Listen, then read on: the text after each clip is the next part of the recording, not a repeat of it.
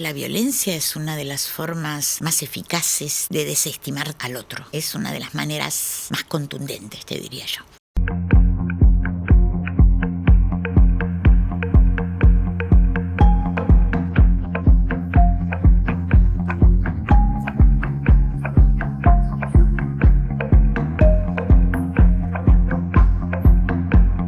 Bueno, vamos a hablar sobre una situación ciertamente compleja que preocupa y mucho, en general a todos los argentinos, pero en particular a ciudades como la de La Plata, donde existe una universidad que es nuestra Universidad Nacional de La Plata. Repercute mucho la crisis en general en la República Argentina, le pega mucho y muy fuerte a las universidades públicas de todo el país la política restrictiva en materia de ingresos que le ha aplicado este gobierno desde que asumió la gestión de Javier Milei.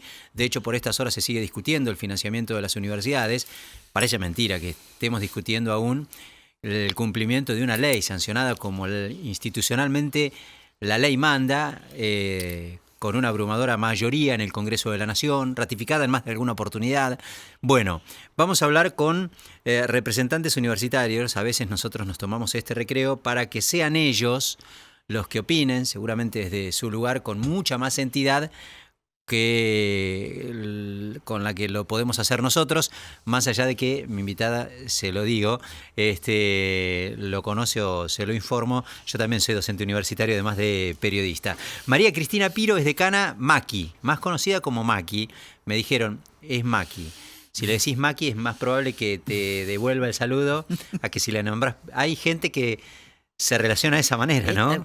Sí, sí. Bueno, María Cristina Piro, Maki, es decana de la Facultad de Psicología. Gracias, Maki, por venir. Gracias a ustedes por la invitación y por estos espacios que siempre son muy favorecedores para la difusión de... Tiene que ver con eso, básicamente. Lo que nos interesa. Una conversación, ni siquiera una charla, ni siquiera una entrevista, una conversación para escuchar puntos de vistas.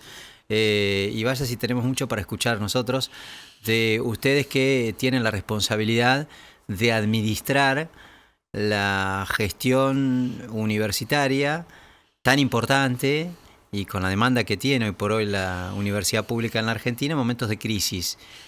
¿Cómo empezamos, si vos querés, por tu caso en particular, y después ampliamos a la situación en general sobre las universidades? ¿Cómo definirías la manera en la que impactó el desfinanciamiento universitario a la Facultad de Psicología de la Universidad de La Plata? Bueno, en principio creo que con las generales de la ley, igual que a todas las universidades, impactó de manera decisiva en relación a los salarios, a la cantidad de ingresantes en algún momento, porque inclusive actualmente sostenerse, como nos sucede a nosotros con mucha de la población que forma la facultad, es muy dificultoso porque hay mucho chico del interior y hay mucha gente que viaja mucho. Y entonces el tema en este momento del aumento enorme que tienen todo eso ha sido brutal. Abro un paréntesis. Qué importante que fue que las universidades en algún momento tomaran la determinación de ir a buscar a los estudiantes, ¿no? Sí. Por esto que decís, era muy costoso a veces. Para los que venimos del interior a estudiar carreras universitarias a ciudades como La Plata o algún otro lugar, siempre resultaba un esfuerzo importante para las familias poder sostenerse. Por eso celebramos tanto en psicología, por ejemplo, que nosotros ya tenemos una sede en Chivilcoy, en Lobería, en San Miguel del Monte, en esos espacios donde en este momento, frente a la adversidad que implica tener que afrontar este tipo de políticas, el poder sostenerse en sus lugares, los que nacieron allí, y no tener que trasladarse, les permite un acceso a la universidad que en otro momento no hubieran podido, que en este momento puntual no habrían podido. Por supuesto que, bueno, también lo hace en relación a todo lo que es lo cotidiano dentro de una institución. Nosotros tenemos presupuestos muy bajos para poder sostener los gastos permanentes.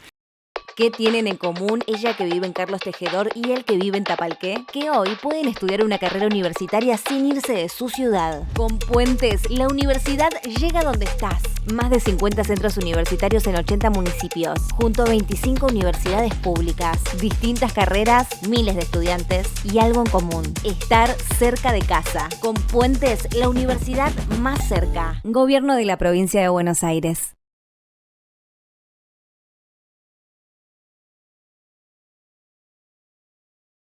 Eso te iba a preguntar, digamos, ¿repercute? ¿Hay algún punto crítico o son todos iguales? Digo, qué sé yo, pienso salarios, pienso infraestructura, pienso insumos en general, el famoso gasto de funcionamiento de las universidades,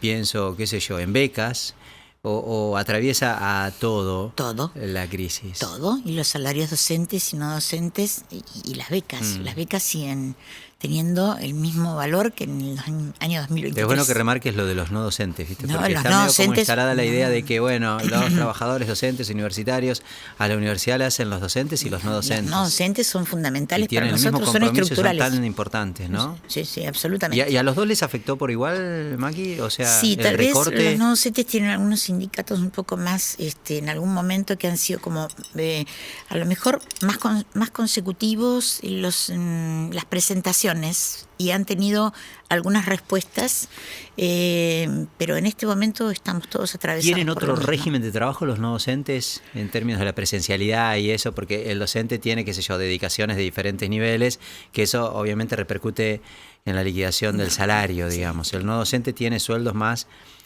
homogéneos o también tiene dedicaciones? Sueldos, no, también tiene sueldos que están vinculados muchas veces con las categorías, y en relación a la presencialidad sí tienen los horarios que están vinculados con eso, pero en general tienen el régimen horario de 8 horas, creo, de 6 horas, depende de las áreas en las que estén afectadas. Maki, ¿cómo te llevas con todo el debate que se ha generado en torno a la sanción de la ley que finalmente no se cumple? Me llevo mal, muy mal me llevo, porque la ley estamos hablando, por un lado, de la ley de financiamiento, que es con la que vos comenzaste presentando esta entrevista, y por otro lado está el tema de la ley de salud mental, que está alcanzada en este momento también en su artículo 8 por el de financiamiento.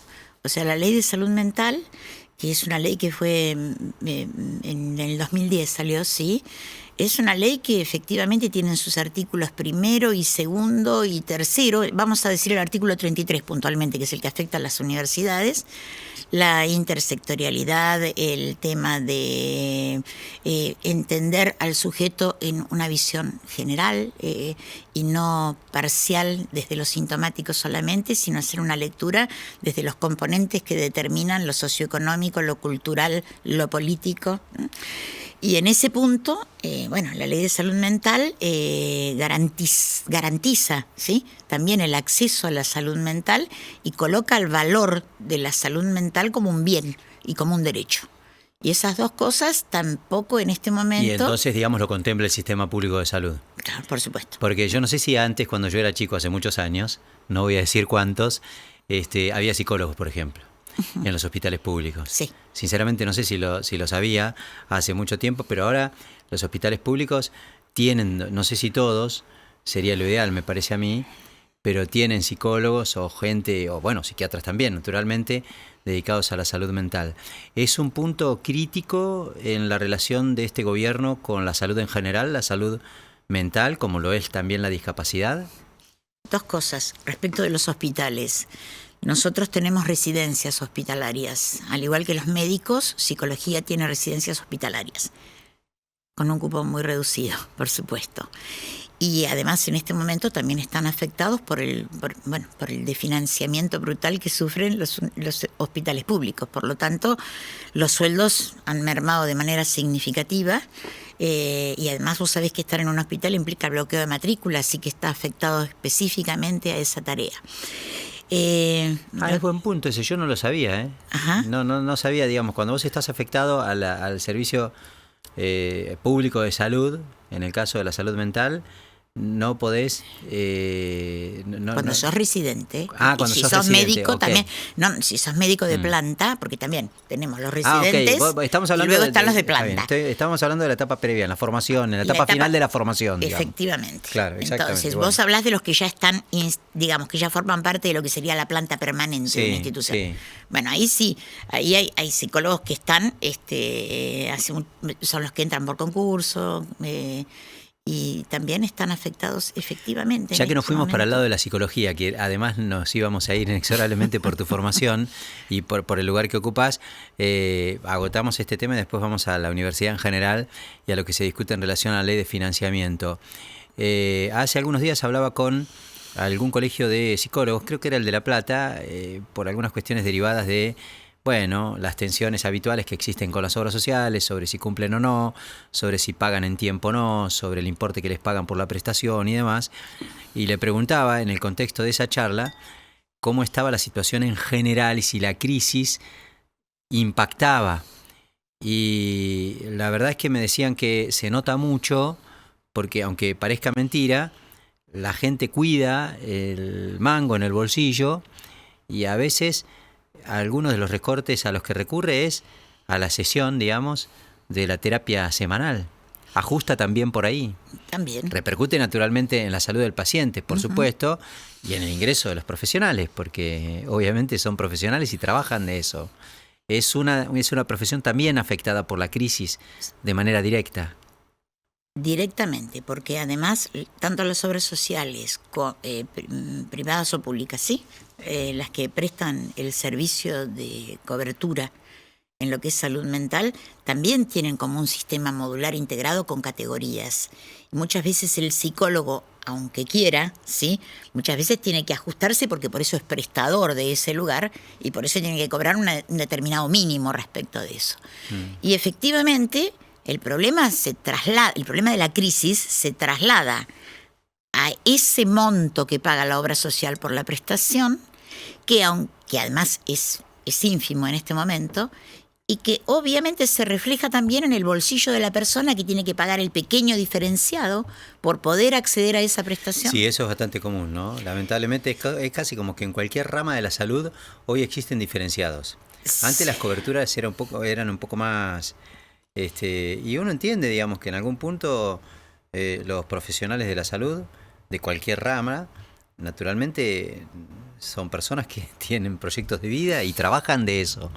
Y los que por ahí pagan las obras sociales, que están todas muy mal, en crisis, no les alcanza. Porque las coberturas han achicado sus porcentajes de manera grosera. Sí.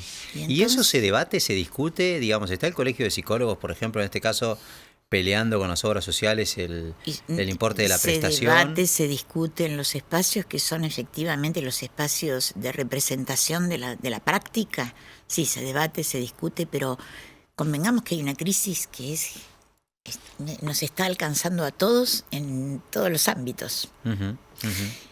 Y en ese punto no estamos exentos de también tratar de ayornarnos a una realidad donde la gente tampoco puede. Pero como vos decís... ¿Y ayornarnos qué es? En algunos casos... A ver, sí, perdón. No, yo he hablado con psicólogos. Supongo no, sé que los psicólogos tienen un mínimo ético que regula o controla, me parece, la profesión. Creo que es el ingreso a partir del cual se puede cobrar una sesión, y casi como que todo el mundo te diría que está muy cerca del mínimo ético, porque no hay chances de escaparse de ese Bueno, límite. a eso me refiero con el ayornamiento. Hay gente Claro. que efectivamente, pudiendo o por su trayectoria o por el reconocimiento de su profesión, cobrar otro arancel, trata de ajustarse mucho más a los requerimientos que en este momento son enormes, enormes. No hay muchos turnos para psicólogos. Vos pedís y están casi todos... Es bueno lo que decís, Maki, porque ahora que lo pienso, escuchándote, la crisis genera ansiedades también. Y en algún punto repercute en nuestra salud mental. Necesitamos contener algo de lo que nos está pasando. A ver, nosotros, creo, esto es algo que uno lo puede definir claramente cuando ve lo que son las demandas de un tratamiento, por ejemplo, ¿no? O las modalidades de presentación de todos los malestares y los problemas actuales sociales. Son malestares que efectivamente están más vinculados con el acto, con el acting out, con mucho más vinculado con la acción que con la posibilidad de trasladar a la palabra o a la simbolización algún conflicto puntual. Los consumos, el cuerpo está muy en la escena en casi todas las cuestiones que vemos, se llame desde el tatuaje hasta los pasajes al acto, las depresiones, los consumos. Eso está, ¿cómo decirte? Está muy en el candelero en este momento. Y tiene que ver efectivamente con la ruptura del lazo. Esto que vos decís es algo que me parece muy importante situar. Y a todos esos puntos, digamos, que están dentro, que forman parte, me parece a mí, de la problemática social histórica, a veces con mayor o menor nivel de visibilidad o más ejemplos, se suma la tensión que le genera a una persona el estar expuesto permanentemente a quedarte sin trabajo, el hecho de que no te alcance el sueldo como para poder cubrir los gastos mínimos de tu casa, las incertidumbres que le genera, lo que desestructura la vida de las personas, la crisis económica que repercute en el bolsillo, ¿no? De ahí esto que te decía, de entender la salud mental como un valor social y entender que no solamente es un síntoma que tiene que ver con el ámbito de lo psíquico, sino que también está en estrecha tensión con lo cotidiano, con su realidad. Una práctica situada es lo que nosotros en este momento planteamos, situada, integrada, intersectorial, interdisciplinaria. Todo eso implica que eso de lo que esa persona padece está necesariamente atravesado por lo histórico, por su situación de vida, por sus condiciones materiales, por su cultura, por su desarrollo, por su familia. O sea, necesitamos empezar a ubicarnos rápidamente en esta crisis que se está planteando desde la salud mental y que exige de nosotros nuevas respuestas. Por eso es tan interesante entender que la universidad va allí donde el saber empieza a resultar insuficiente, donde la respuesta empieza a resultar insatisfactoria, donde hay que inventar nuevas modalidades, nuevas formas, nuevas estrategias para poder llegar ahí. ¿Y por qué crees, digamos, que el gobierno recorta en ese tipo de áreas? O sea, lo hace en términos generales, digamos, casi como que no tiene... Yo creo que lo que está, y yo creo que lo que está ejecutando el presidente Milei es lo que dijo: voy a destruir el Estado desde adentro, digamos, ¿no? Y ahí se lleva puesta la educación, entre otras cuestiones, porque íntimamente él está convencido de que el Estado no tiene por qué garantizar la educación. No es un derecho, lo dijo él en algunas entrevistas, claro, la educación. Violentando todas las normativas, ¿no? Sí. Pero particularmente medio como que le aplica mayor velocidad a la motosierra en algunas cuestiones vinculadas con la salud. La salud mental es una de ellas, la discapacidad es otra de ellas. ¿Por qué crees? Porque todo lo que hace Lazo es complicado. Porque la lógica, digamos, el capitalismo de mercado necesita que alguien consuma más psicofármacos, que plantee alguna cuestión que pueda tener otro tipo de incidencia o que tenga otro efecto, que tenga otro impacto en lo social. La fragmentación, ¿sí?, es algo muy necesario y yo creo que no es ingenuo apuntarle a ese tipo de ciencias sociales, ¿no?, o de ciencias que están vinculadas con el pueblo, con la gente, con el otro. Si vos prescindís del otro y la lógica es la del mercado, lógicamente lo que vas a tener es mayor consumo de psicofármacos, mayor patologización de todo el mundo, porque efectivamente todos estamos atravesados por la incertidumbre, la ansiedad, la insatisfacción, la imposibilidad de sobrevivir de una manera calma en el mundo. Bueno, creo que efectivamente tiene una dirección inequívoca eso, es apuntar a que lo social se destruya como trama. No haya una urdimbre que pueda sostener, ni acoger, ni alojar otro tipo de respuestas que sean muchísimo más satisfactorias en tanto comunidad. El sálvese quien pueda, digamos. Absolutamente. Entonces, por eso te digo, cuando la lógica es la lógica del mercado, que eso tiene muchísimo que ver además con lo que pasa en la salud mental, que eso también es algo que a veces se desestima. Pero los discursos que alojan la salud mental muchas veces son los que determinan el consumo de qué es la salud mental, ¿no?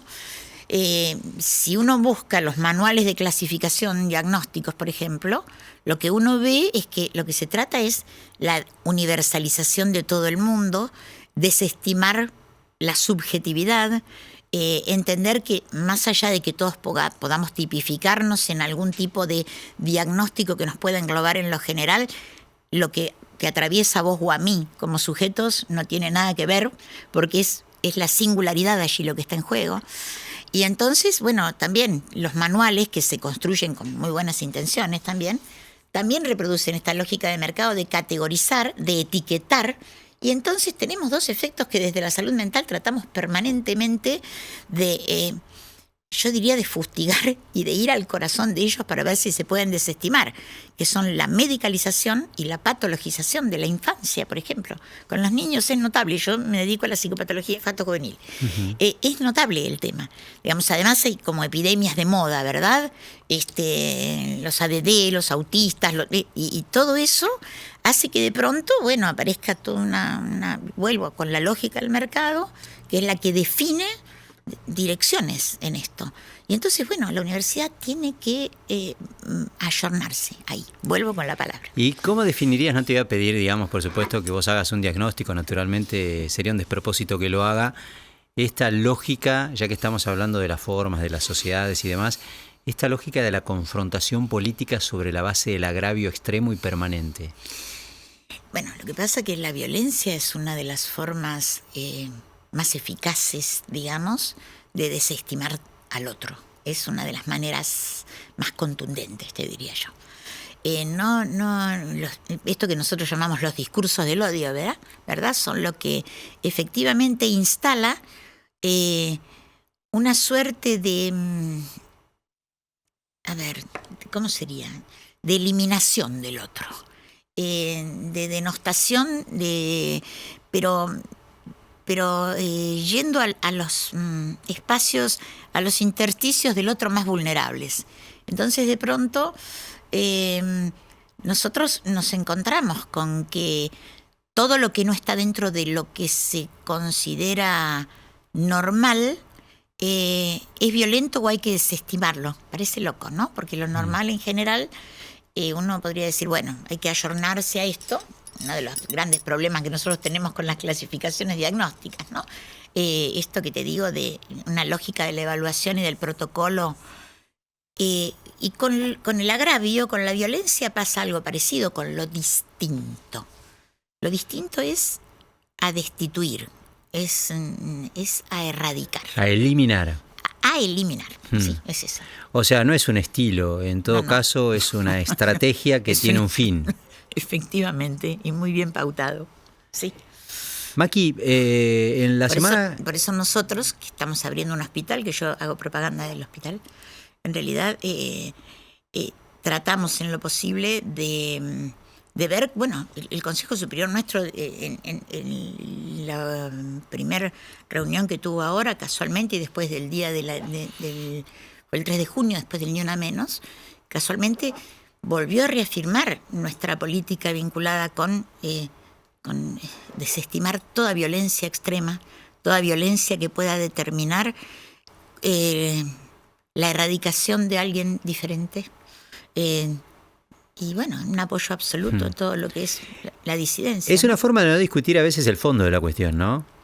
Porque recurrís al agravio casi como inhabilitando el debate, básicamente. Es más sencillo que responder el fondo de lo que se te cuestiona, por ejemplo.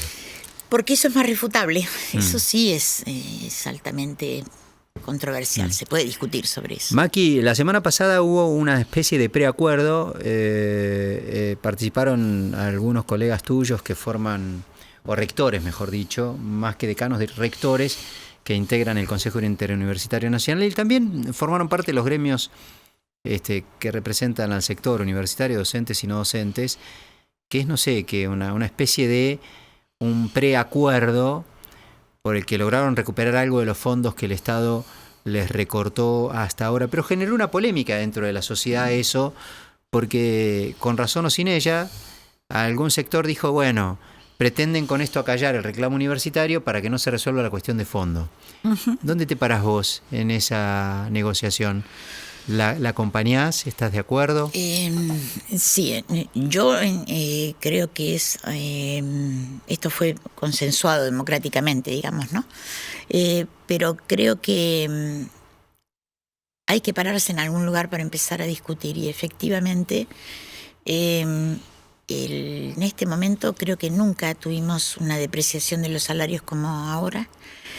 Y hay algunas propuestas en el horizonte, como en 3 meses abrir las paritarias y poder empezar a discutir desde allí nuevamente, que a mí me parecen auspiciosas en algún punto dentro de lo que implica esto. Es bueno lo que vos planteás, porque casi como que no nos podemos olvidar el contexto en el que se llega a esta negociación, ¿no? Es la necesidad de los docentes que le actualicen el sueldo, porque yo lo he hablado incluso con docentes que rechazaron el acuerdo. Y yo entendiéndolos, naturalmente, porque claro, es absolutamente razonable lo que plantean. Hay que discutir la ley de fondo, no se puede no cumplir la ley. Planteaba también esta situación que no se puede soslayar en esta mesa de negociaciones, que es el hecho de que los docentes vienen con un salario muy retrasado, hace mucho tiempo que necesitan un incremento, y aunque no sea del todo lo que le corresponde por ley, es un 20% de aumento que les alivia un poco el contexto en esta situación. Yo rescato más la oportunidad de un posible diálogo. Mirá lo que te digo, la oportunidad, porque de la ley. Sí. Pero bueno, hay algo como para. ¿Pero crees que hay diálogo? Como para empezar a hablar. Yo tengo una sospecha para mí, pero esta es una especulación pura. La Corte le dijo: mira, yo no me puedo hacer el distraído, porque las universidades ya vienen con una resolución de primera instancia ratificada en Cámara a favor de la posición de ellas. Tengo que expedirme, sentate y buscar algún acuerdo que por lo menos afloje un poco la presión frente al que se encontraba, me parece a mí, la Corte. Quiero decirte con esto, ojalá, bienvenido sea, que haya predisposición al diálogo. No le creo yo mucho, pero bueno. Es una... si es por un tema de creencias, creo yo también que dame el beneficio también de la duda, pero creo que desde algún lugar hay que empezar a traccionar algo de lo que estamos necesitando que se resuelva. Y a lo mejor hay algunas aristas que nosotros podemos allí, ¿no? Creo que abordar con... Dame la derecha vos a mí, con algún buen resultado, tal vez. Sí, seguramente. Es una puerta de entrada. Espero, digamos. Porque la verdad que tanto los docentes como los no docentes tienen mucho trabajo. ¿Cómo repercute, digamos, la crisis y la falta de recursos para ustedes que tienen que administrar la miseria, digamos? ¿Cómo puede repercutir? A ver, para nosotros es brutal, porque además en carreras profesionalizantes como la nuestra también, es muy difícil de pronto, con sueldos que son muy magros, sostener a los docentes en realidad, o que por los que hace muchísimos años que están y por los que recién han iniciado la carrera docente, que en algún momento encontraron allí la posibilidad de formarse, un ámbito de yo te diría más de formación, que el prestigio que tenía en algún momento estar en la universidad también. Sigue teniéndolo, ¿eh? Sí, yo creo que trabajamos mucho para que eso sea posible. Porque hay muchos que volvemos a la facultad y que nos quedamos allí en el lugar que ocupamos en la facultad, muy chiquitito, obviamente, porque no es nuestra actividad más importante y demás. Un poco porque entendemos que hay que devolverle algo a la universidad pública de lo que nos dio, y otra cosa, y otro poco también porque es prestigioso ser docente universitario todavía. Sí, lo que pasa es que si vos tenés una matrícula como la que tenemos nosotros, que son como de 3.600 pibes, tenés un ayudante de primer año que tiene que corregir de pronto, por 180.000 pesos, ponele, porque además eso nosotros no nos quedamos solamente con las horas de frente a clase, ¿verdad? Claro. Frente a alumnado. No, claro. Después vos tenés el pibe que corrige, tenés las reuniones de cátedra, tenés los proyectos de investigación y de extensión. Todo eso, vos preguntabas el impacto, y vos imaginate que las becas siguen teniendo el mismo valor, el tema de... Y eso que la universidad, vuelvo a decirlo, ¿no? Hace muchísimo en cualquiera de sus ámbitos para poder sostener y para poder... 3 cosas, ¿no? Yo te diría incluir y sostener. Por eso todos los proyectos de permanencia que hay en el medio, no es solamente el ingreso, que es lo que nosotros por ahí vemos. Nosotros tenemos un trayecto formativo donde viene gente con muy distinta formación, desde ámbitos socioeconómicos muy diferentes, a los que intentamos ponerle tutores, seguimientos permanentes. ¿Abandonan muchos? En este momento, este año, algunos nos empezaron a comentar que les estaba resultando imposible pagar el viaje. Asociado básicamente a la crisis económica. Fundamentalmente ¿Cuál es asociado a la crisis económica. Mati, que tienen ustedes? Y nosotros este año tuvimos 3.100 y pico. De ingresantes. Sí. ¿Y es el promedio histórico más o menos? Sí, hemos tenido 4.000 y pico en el 20... A ver, datos duros, me pedí 24, tuvimos 4.000 y algo, 3.700 y algo en el 25 y 3.600 y algo ahora. Voy a meter en esta discusión un tema que casi 12.000 alumnos tiene la facultad, junto con Lobería, Chivilcoy. Sí. ¿Las de Lobería y Chivilcoy son extensiones de la Universidad Nacional de La Plata o no, tenemos como sede solamente Chivilcoy y extensiones áulicas, Lobería y... ¿Qué te dije? Sí. Y Monte. ¿Y ahí dan toda la carrera? Sí. Y en algunas hemos dado algunas veces AT. Saladillo, por ejemplo, acompañamiento terapéutico. Ok. Saladillo, centro de la provincia de Buenos Aires. Centro de la provincia de Buenos Aires. Y que estamos ahí el año pasado. Habrás escuchado que, no sé si es un debate, pero se instaló hace poco tiempo alguna discusión acerca de si la facultad debiera hacer algo, entre otras cuestiones, como para dosificar el nivel de ingresantes en función de la poca solidez financiera que existe hoy para sostenerla. Básicamente se reinstaló el tema de los cupos de ingreso a las facultades. ¿Qué posición tenés vos con relación a ese tema? No. Nosotros aceptamos la masividad y la aceptamos porque creemos que además podemos hacerlo con estrategias de calidad que tenemos, que son un montón. La aceptamos y yo tengo... a ver, la universidad es pública, es irrestricta, eso está... ¿cómo decirlo? Es un derecho la educación. No hay manera de que nosotros pensemos que un examen de preadmisión, ¿sí? Mejora algo. No. Nosotros aceptamos y vemos que sí, en esas nivelaciones, en esos trayectos introductorios, tratamos de empezar a equilibrar, tratamos de empezar... O sea, ¿vos creés que con los cursos nivelatorios, porque es cierto que hay medio como un desfasaje, ¿sí? Se nota, creo yo también, y esto también hay que reconocerlo en algunas carreras más que en otras, pero hay como un desfasaje entre la educación secundaria y la educación universitaria. Sí. ¿Vos creés que con los exámenes nivelatorios, qué sé yo, o los cursos nivelatorios, formato CBC, por ejemplo, sí, es suficiente? No hace falta ser restrictivo. No es una creencia. Estoy absolutamente segura porque lo hemos visto, nosotros tenemos dentro de nuestra Secretaría Académica algo que también tiene que ver con ingreso, permanencia y egreso. Y en ingreso lo que hacemos es en algún momento... Decime esos números, ingreso, permanencia y egreso. Bueno... más grosso modo, digamos, por supuesto que... ¿Qué quieres saber? ¿Cuántos egresan por año? Claro. ¿Cuántos han egresado? Para contrastar esta cifra, porque vos habrás visto que generalmente lo que alimenta este debate sobre la necesidad de rediscutir el sistema es el egreso. Es ese desfasaje que hay entre los que ingresan y los que finalmente egresan. Sí, casi, mira, en general sí tenemos un promedio largo, extenso, de permanencia de los alumnos en las carreras. Eso creo que es lo que estamos nosotros tratando de revertir en la elaboración de nuevos planes de estudio que se adecuen mucho más a la realidad, se acorten más, tengan más una inclinación más hacia la práctica, ¿sí? Y me parece que en ese punto hay algo que la universidad sí permanentemente recoge como desafío, que es esto de poder mejorar esas trayectorias, ¿sí?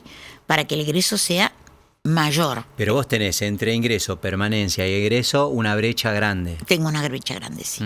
Una brecha. Y hay que trabajar en la permanencia y en el egreso. En la permanencia y en el egreso. Sí. Así es, sí. y se puede trabajar con esto que vos decías, reformulando planes. Absolutamente. Yendo por otro lado. Sí, nosotros en este momento estamos como abocados totalmente a un nuevo plan de estudios que tenga que ver ¿Sabés cuál con es la eso? sensación que yo tengo, pero que recojo en realidad? A ver. Sinceramente tampoco es genuinamente mía, que a veces cuando no se avanzan en reformas que corrijan un poco algunas cuestiones que podemos coincidir, que por ahí está bueno trabajarlas como estas, alimentan discursos como los que representa este gobierno. Es decir, que hay un sector de la sociedad que efectivamente le cree a este gobierno que las universidades no hacen nada, entre otras cuestiones porque ellos muestran esas estadísticas y al que generalmente no tiene, digamos, una vinculación directa con la universidad, le genera duda y en todo caso incluso apoya cuestiones que ustedes que están adentro, nosotros que estamos adentro de las universidades, podemos discutirla desde otro lugar. Y eso alimenta, me parece a mí, o debiera serlo, la necesidad de que quienes trabajan en las universidades tengan la predisposición de dialogar como para hacer algo. Porque es preferible que lo que haya que hacer en todo caso lo haga gente con el perfil de los que quiere una universidad abierta a que venga un modelo que se la lleve puesta. ¿Se entiende lo que quiero decir? Y sí, lo comparto. Es un poco lo que yo te estoy comentando. Nosotros en realidad, hablo de psicología en general. Frente a esto que te digo, las presentaciones actuales, los síntomas, las exigencias de tratamiento han cambiado. Nosotros tenemos que necesariamente dar una respuesta como universidad, porque estamos capacitados con todo, además con todos los cambios que ha tenido la psicología en el siglo XXI y el psicoanálisis inclusive. Tenemos que dar alguna respuesta a eso.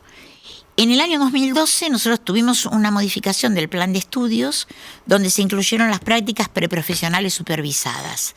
Eso tenía que ver con que algunos campos disciplinares se ayornaron un poco más en su práctica y pudieran efectivizar algo más vinculado con el quehacer, con el hacer, digamos.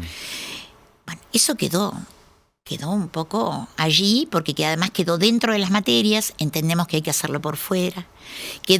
Empezamos como a problematizar las cuestiones que estaban vinculadas con el perfil del egresado de psicología y qué se necesitaba en los diferentes campos. Porque las exigencias empezaron a cambiar en relación a las propuestas, a las ofertas, ¿sí? A los campos. En la actualidad hay un montón de cuestiones vinculadas con la psicología que están estrechamente relacionadas con las tecnologías, otras que están estrechamente relacionadas con lo laboral, otras con el cuerpo y la educación física, por ejemplo, y la psicología, ¿no?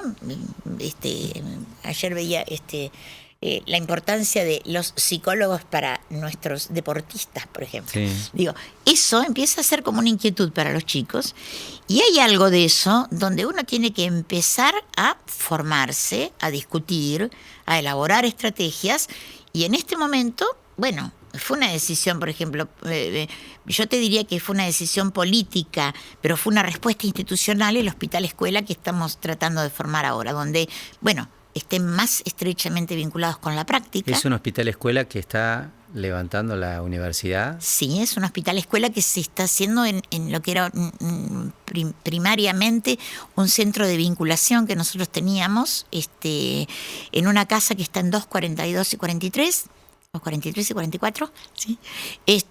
Y donde estamos, bueno, se levantaron ahora unos pisos, un edificio que estamos tratando de que pueda en este momento, ya tiene un montón de planes, pero digo, de que pueda en este momento abrir sus puertas a todo lo que es el territorio de la universidad.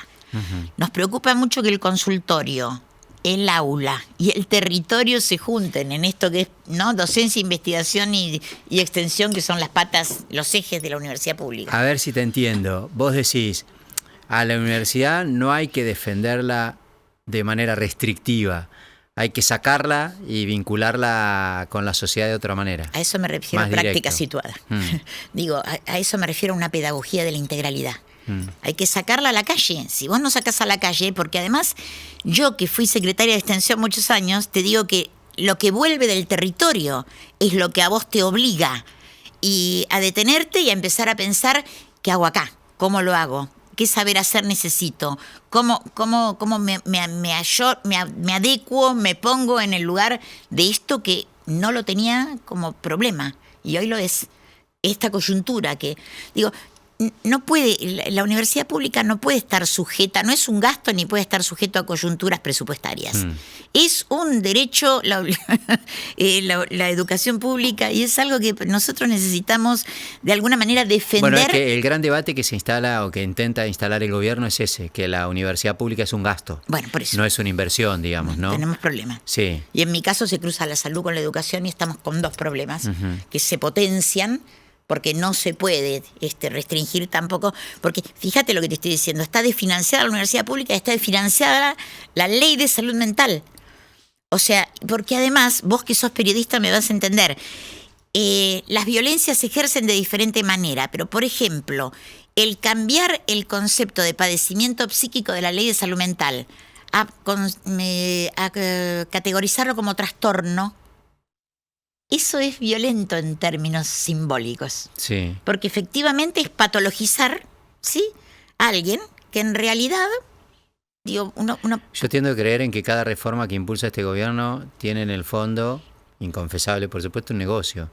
¿Quién se beneficia de eso? ¿Las prepagas, por ejemplo? ¿Qué sé yo? Se beneficia que, claro, no, vos vas jerarquizando la psicología, tenés más el modelo biomédico, más la posibilidad de internación nuevamente, cuando en realidad la ley fomenta la desmanicomialización como base. Tenés, nacen culposas estas cosas, digamos. Y por supuesto que tienen otro único fin, que es la pérdida de derechos, que eso es lo más preocupante en realidad. Porque, si no considerás la salud mental como un valor social, tenés un problema. Y efectivamente, la ley también ha sido discutida, debes haberlo visto, y es brutal lo que sucede allí, porque también aparecen, opinólogos de la cuestión. Pero esto que vos decís, que yo lo rescato, es importante que esos lugares los ocupemos nosotros. Claro. Porque con errores, con dificultades, tenemos como muy en claro cuál es la orientación y cuáles son los objetivos. Podemos pifiarla en el medio, sí, pero con seguridad que esto es público, es gratuito, es un derecho y es indelegable.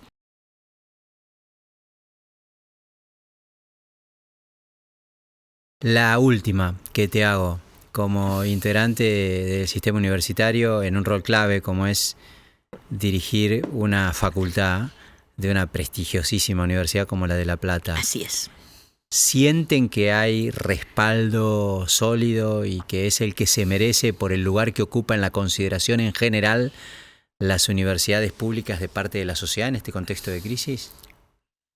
Yo creo que sí, a pesar de lo discursivo, a pesar de que hay como una necesidad de horadar el prestigio de la universidad por todos lados. Creo que las marchas de alguna manera muestran que hay algo que trasciende ese discurso de que, bueno, y qué sé yo, ¿por qué el obrero tiene que sostener al que estudia arte? ¿No? Esa cosa hasta pueril en su presentación, pero digamos que me parece que sí, me parece que hay que trabajar para eso, me parece que tal vez la universidad, y eso que difunde, necesita difundir todo lo que hace.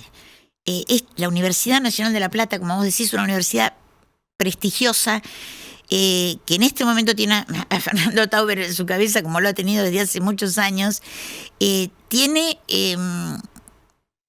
una enorme tarea desarrollada, muchísima, y toda la que tiene planificada. Yo no podría enumerarlo, pero nosotros sí, a veces necesitamos que la sociedad sepa más de lo que hacemos. Yo creo que necesitamos salir un poco más a la calle y contarle un poco que no solamente damos clase. La extensión universitaria en todos los focos del territorio, lo que hace psicología con los SURES, con la CEFA, con las unidades traslacionales de los hospitales, con las unidades, con la interrelación con otras facultades. ¿Y cómo toman, digamos, el discurso del gobierno, que supongo que lo hace en el marco de la batalla cultural, dice el gobierno, cada vez que quiere justificar una medida que a priori suena irracional, como el recorte a las universidades? les pone el rótulo de poco menos que de delincuentes, porque no quieren que se auditen las universidades, algo... Perdón, yo acabo de cerrar la anticorrupción. Yo todos los años presento en el mes de mayo mi papel. Vos nada que ver con Adorni, no tengo pendrive, pero digo que... Sí, y no haces rectificaciones de rectificaciones. No tengo posibilidad. ¿No encontraste un pendrive? No encontré nada, no. Pero quiero decir... no lo buscaste, debieras haberlo hecho. Yo me puse a buscar un pendrive, pero no encontré nada. No tuve suerte. No. Pero te digo algo. Sí. Yo fui secretaria de Extensión en 2 oportunidades. Fui vicedecana. Sí. Tuve una gestión como decana. Esta es mi segunda gestión. ¿Hace cuántos años que estoy presentando para la Oficina Anticorrupción? Eso. Las universidades, todo lo que hacen está absolutamente conveniado, registrado. Yo no puedo hacer un convenio sin estar absolutamente regulada. Me parece de un nivel de oportunismo eso. ¿Por qué digo oportunismo? Porque de pronto he visto comunicadores que sacan montos de convenios que hacen universidades con otras, que de pronto son los salarios de algún profesional que fue contratado para... Lo sacan del contexto y claro, bueno... Pero la gente sabe las vacunas, los paneles fotovoltaicos, y lo que es más silencioso de las ciencias sociales, lo que es más silencioso. Porque tal vez lo tecnológico tiene como una prestancia mayor, pero lo silencioso de ir a los barrios, de tener proyectos del lazo parentofilial, de los niños con autismo, de buscar... No ves las máquinas ahí plasmadas, digamos, y entonces es más difícil, hay que trabajarlo más. Pero vos lo sabés porque sos periodista, digo, esta dicotomía, o mejor dicho, esta tensión entre ciencias sociales y las otras, que es vieja, sí. Hace que de pronto nosotros aparezcamos como algo ideologizable, o las ideologizadas y las otras, ¿no? Sí. Las que son más técnicas y las que están al servicio de... Y eso no es así. ¿Cómo va a ser así? ¿Cómo vamos a elegir una claro universidad? Que lo sé, pero en todo caso te invitaba a que vos seas categórica en esa claro que no. Desmentida. Claro que no, por supuesto que no. María Cristina Piro, te agradezco. Yo te agradezco a vos. Y vamos a seguir hablando de las universidades. ¿Cómo no? Yo estoy dispuesta a venir y explicar unas cuantas cosas. Tenemos un hospital para acá. Y vamos a mostrar el hospital. ¿Vas a mostrar? Asumimos el compromiso en el rol que le cabe a los medios de comunicaciones en esta empresa que ustedes tienen de vincular a la sociedad, a la universidad o a la facultad, en este caso con la sociedad, un ejercicio sano de la profesión de periodista podría ser darles el soporte como para que se conozca todo esto, ¿no? Que generalmente no se difunde. Yo te agradezco porque hay mucha gente trabajando con adultos mayores, con discapacidad, con niños con problemas de aprendizaje severos, con autistas, con niños con trastornos de la subjetivación severos. Todo eso lo tenemos y lo estamos gestando a partir de proyectos bellísimos. Gracias, María Cristina. Gracias a vos por el espacio. Bueno, María Cristina Piro, ella decana de la Facultad de Psicología de la Universidad Nacional de La Plata, Maki, vamos a decirle, porque todo el mundo la reconoce por su sobrenombre. Nos reencontramos la semana próxima.